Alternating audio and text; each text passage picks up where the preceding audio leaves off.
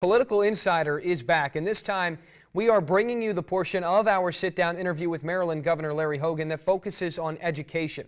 For an extended period of time, the governor talked about the efforts currently underway, and he acknowledged the problems that exist, ones his office plans to confront with funding, choice, and oversight.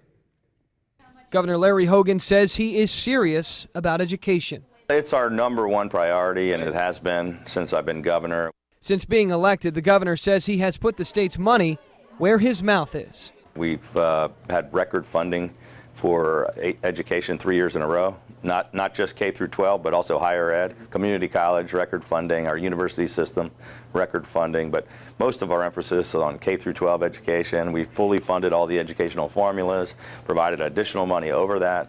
We have some of the best schools in the country in Maryland. I think we have the 3rd best schools in the nation. The governor says schools on the Eastern Shore have received record funding 3 years in a row, nearly $950 million of investment. But even he is learning that when it comes to education, it's not just about dollars and cents. We still have some schools that are troubled and who are failing and who are not providing any kind of education. And we're working to try to work with the local jurisdictions to say, how do we improve? What can we do to help them perform? Because, frankly, I think every kid in the state, no matter what part of the state or what neighborhood they grew up in, they deserve access to a great education, and that's what we're shooting for. At the end of the day, how do you ensure voters and residents that the money, A, is going to be spent in a way that's going to help the students, and that just because they get choice doesn't mean that necessarily they're going to go to a school that is going to fit their best needs? So how do you make sure that these districts are falling in line and maybe playing by the rules? But we added more money into the Baltimore City schools. We agreed to funding. They had some shortfalls in their budget.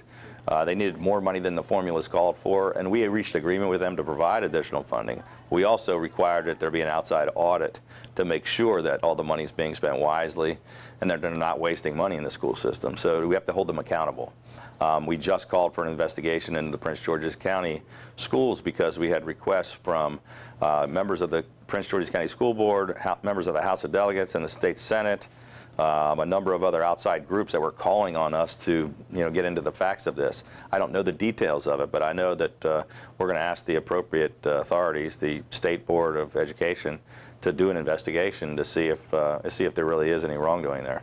Governor Hogan has also been an active proponent of Boost, which is also known as broadening options and opportunities for students today, and P-Tech, which is known as Pathways in Technology Early College High School.